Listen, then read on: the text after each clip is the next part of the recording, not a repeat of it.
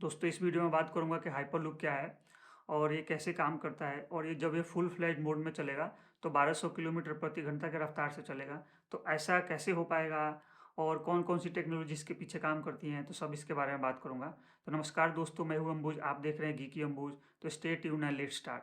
तो दोस्तों जो हाइपरलूप का कॉन्सेप्ट है, सबसे पहले 2012 में एलोन मस्क के दिमाग में आया और उसके बाद से फिर हाइपरलूप के कॉन्सेप्ट पे तब से एलोन मस्क बात कर रहे हैं। तो दोस्तों ये जो हाइपरलूप है उसको फिफ्थ मोड ऑफ ट्रांसपोर्ट बताया गया है। अभी जो चार मोड ऑफ ट्रांसपोर्ट है उसमें प्लेन है, ट्रेन है, कार है और बोट है।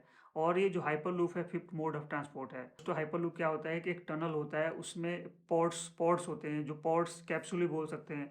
और आपको ऐसे बोल सकते हैं कि एक ट्रेन होता है, उसका कोच होगा। कोच का एक छोटा सा पार्ट समझ सकते हैं, उसमें सिर्फ केवल 28 यात्री ट्रेवल कर सकते हैं। तो वो जब टनल के थ्रू काफ़ी हाई स्पीड से जाएगा तो ये पूरे होल कॉन्सेप्ट को हाइपरलूप बोला गया है। और दोस्तों मैं बता दूं कि ये काम कैसे करता है। तो उसको काम कैसे करता है उससे समझने के लिए आप समझ लो कि जो कन्वेंशनल व्हीकल होते हैं वो फास्ट स्पीड में चलने के लिए चलते हैं, तो उनको कौन सी फोर्स रोकती है। तो कोई भी व्हीकल अगर फास्ट स्पीड से चलता है तो उसको दो फोर्स जो मतलब काफ़ी इंपॉर्टेंट रोल प्ले करते हैं उसको कम स्पीड में लाने के लिए, वो एक फ्रिक्शन और दूसरा है ड्रैग। फ्रिक्शन में क्या होता है कि जब आपका मतलब कि कोई कार है, समझ लो कि कार से चल रही है, तो वो रोड के कौन से मतलब कि रोड के कांटेक्ट में है, तो सरफेस से कांटेक्ट में रहता है, तो वो जो पहिए पहिए पे क्या होता है फोर्स लगाता है, जिसके वजह से आपकी कार का मतलब कार की गति कम होती है। तो वैसे ही ड्रैग फोर्स होता है कि जैसे आप काफ़ी हाई स्पीड में चलते होगे, ट्रेन बस या आप बाइक पे बैठे होगे, तो आप महसूस किए होगे काफ़ी ज़्यादा तेज स्पीड से चलता है तो हवा आपको पीछे धक्का दे रहा होता है, वो ड्रैग फोर्स होता है। तो ये दोनों अगर फोर्स को कम कर दिया जाए तो हाइपरलूप में ये 1200 किलोमीटर प्रति घंटा की स्पीड रफ्तार को पकड़ा जा सकता है। तो उसके लिए क्या किया है कि फ्रिक्शन फोर्स को कम करने के लिए ऐसा कॉन्सेप्ट लाया गया है जिसमें एयर बेरिंग्स लगाए गए हैं। एयर बेरिंग्स दोस्तों बता दूं कि ये जो एयर हॉकी होता है, एयर हॉकी टेबल होता है, आपने मॉल्स में देखा होगा प्लेइंग सेक्शन में। तो एयर हॉकी जो टेबल होता है उस पे क्या होता है कि जो टेबल में ना छोटे छोटे छेद बने होते हैं, उससे हवा निकल रहा होता है और वो जो स्ट्राइकर होता है वो उस पे तैर रहा होता है। तो उसी टाइप के सेम कॉन्सेप्ट पे जो हाइपरलूप जो टनल होता है उसमें जो पॉड्स हैं उसके थ्रू हवा निकाली जाती है। आप समझ लो कि क्या है कि उस पे एक कंप्रेसर लगा होता है और कंप्रेसर क्या करता है कि हवा सक करता है और जो एयर बैरिंग्स होते हैं उसके थ्रू हवा निकलता है, तो वो होवर करने लगता है, मतलब तैरने लगता है। तो आप समझ लो कि जब आपने सरफेस से कांटेक्ट छुड़ा दिया उसका, तो फ्रिक्शन फोर्स को आपने बहुत कम कर दिया। लेकिन ड्रैग फोर्स को क्या करेंगे? एक्चुअल में ड्रैग फोर्स को कम करने के लिए जो टनल होता है उसमें नियर अबाउट वैक्यूम क्रिएट किया जाता है। वैक्यूम क्रिएट इसलिए किया जाता है क्योंकि जैसे आप समझ लो कि बहुत तेज़ी से आप जा रहे हो तो वो टनल में हवा बाहर पास करने के लिए जगह नहीं होगी उसको। तो हो सकता है कि बाद में इतना ज़्यादा प्रेशर बढ़ जाए हवा का कि वो पॉड आगे ट्रैवल नहीं कर पाएगा। जो टनल होता है उसमें से उसमें वैक्यूम क्रिएट किया जाएगा।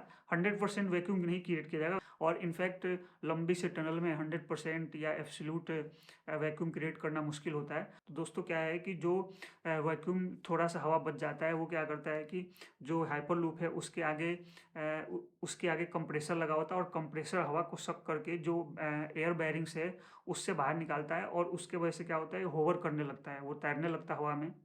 तो फ्रिक्शन फोर्स कम हो जाता है और ड्रैग फोर्स कम करने के लिए आपने ऑलरेडी टनल से बहुत सारा को एयर को सक करके रखा हुआ है, मतलब नियर अबाउट वैक्यूम क्रिएट कर दिया है। तो दोस्तों आपने फ्रिक्शन फोर्स को भी कम कर दिया, आपने ड्रैग फोर्स को कम कर दिया। लेकिन फिर भी 1200 किलोमीटर की रफ्तार को अटेंड करने के लिए क्या करना होगा? तो इनफैक्ट एक्चुअल में 1200 किलोमीटर प्रति घंटा का रफ्तार को अटेंड करने के लिए इसमें लीनियर इंडक्शन मोटर का मोटर यूज किया गया है। दोस्तों जो नॉर्मल मोटर होता है आपने देखा होगा, गोल होता है, उसमें मोटर लगा होता है और वो तेज़ी से घूमता है। लेकिन इस केस में क्या है कि इसको मतलब कि वो गोल वाला शेप नहीं है, इसको लाइन के फॉर्म में रखा गया है। जो स्टेटर और रोटर होते हैं एक लाइन में होते हैं। तो जो आपका स्टेटर वाला पार्ट है वो टनल के अंदर फिट किया जाएगा और जो रोटर वाला पार्ट है वो पॉड्स में लगाए जाएंगे, कैप्सूल्स में लगाए जाएंगे। और जब इलेक्ट्रिसिटी फ्लो होगा स्टेटर से, तो स्टेटर क्या करेगा, जो ऊपर आप समझ लो कि हवा में होवर कर रहा है, तो जो स्टेटर से इलेक्ट्रिसिटी प्रोवाइड कराया जाएगा तो वो रोटर को पुश करेगा। रोटर को अब जे आप वेरिएबल इलेक्ट्रिसिटी दे रहे हो, जितनी ज़्यादा इलेक्ट्रिसिटी दोगे उस हिसाब से उसमें एक्सेलरेशन आएगा। आपको डिएक्सेलेरेट करना है, आपको रोकना है पॉड्स को, तो उस केस में करंट के जो फ्लो है उसके में चेंजिंग करोगे, डायरेक्शन में चेंज करोगे, तो वो रुकेगा भी। यही सिमिलर कॉन्सेप्ट पे जो हाइपरलूप है दोस्तों काम करता है। अब दोस्तों बताना चाहता हूँ कि मैगलेब के कॉन्सेप्ट पे भी कुछ हाइपरलूप्स काम कर रहे हैं। मैगलेब क्या होता है कि मैग्नेटिक लेविटेशन होता है। दोस्तों बता दूं कि जो वैक्यूम मतलब कि वैक्यूम क्रिएट किया जाता है वो पूरा 100% वैक्यूम क्रिएट नहीं होता है, तो उसमें जो भी हल्का सा थोड़ा बहुत हवा बचता है उस हवा को जो कंप्रेसर होता है सक करके एयर बैरिंग्स के थ्रू निकालता है, तो वो होवर करता है। तो होवर करने के लिए मैग्नेटिक लेविटेशन में क्या है कि उससे एयर के थ्रू होवर कराया जाता है, यहाँ पे मैग्नेट के थ्रू होवर कराया जाएगा, मतलब कि तैराया जाएगा उसको। तो उसमें आप जानते होंगे कि जो मैग्नेट्स के सेम पोल होते हैं तो एक दूसरे को रिपेल करते हैं, तो इसी तरीके से मैग्नेट्स लगाए जाएंगे और जिसके थ्रू वो हवा में होवर करेगा। उसके बाद से फिर लीनियर इंडक्शन मोटर का यूज करके फिर उसको मतलब उसमें गति प्रदान की जाएगी, स्पीड लाया जाएगा। दोस्तों बता दूं कि इलॉन मस्क है जो मैगलेब के कॉन्सेप्ट को कॉस्ट इफेक्टिव नहीं मानते, तो हो सकता है कि जब स्पेस एक्स का हाइपरलूप हो तो उसमें मैगलेब के कॉन्सेप्ट को यूज नहीं किया जाएगा। लेकिन और भी कंपनी हैं जो कि हाइपरलूप पे काम कर रही हैं, तो वो हो सकता है कि मैगलेब के कॉन्सेप्ट पे काम करें, क्योंकि जो हाइपरलूप है वो ओपन सोर्स है।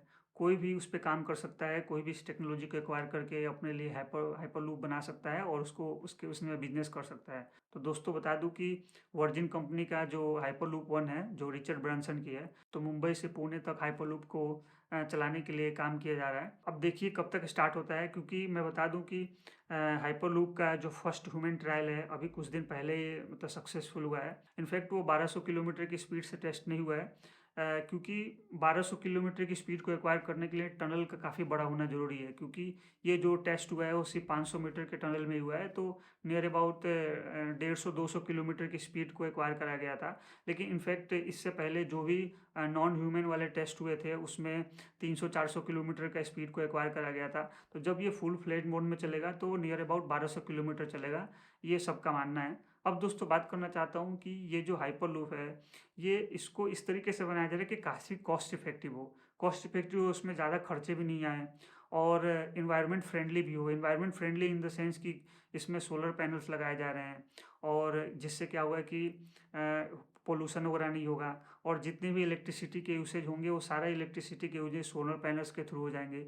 और रात को जब चलेगा तो जो सोलर पैनल्स दिन में चार्ज किए होंगे बैटरी, उसी बैटरी का यूज करके वो लोग रात में यूज करेंगे। अब दोस्तों बात करना चाहता हूँ कि भूकंप के केस में क्या हुआ है। तो भूकंप जब आएगा तो इसको इस तरीके से बनाया गया है और ये पिलर ऐसे बनाए जाएंगे कि भूकंप के छोटे मोटे झटके को सह लेंगे। उसके बाद भी अगर भूकंप का झटका ज़्यादा होता है तो वो उसमें ऑटोमेटिक सिस्टम लगाया जाएगा जिसके थ्रू वो भूकंप को सेंस करके वो पॉड वहीं पे रुक जाएगा। तो दोस्तों उम्मीद करता हूँ कि मैंने आपको सारी जानकारी प्रोवाइड करा दी है। उसके बाद भी अगर कोई एडिशनल इन्फॉर्मेशन होता है तो ज़रूर मैं आपके साथ शेयर करना चाहूँगा। अगर ये वीडियो अच्छा लगा तो लाइक करें, शेयर करें और चैनल पे फर्स्ट टाइम आए तो सब्सक्राइब भी करें। Thanks for watching this and have a nice day.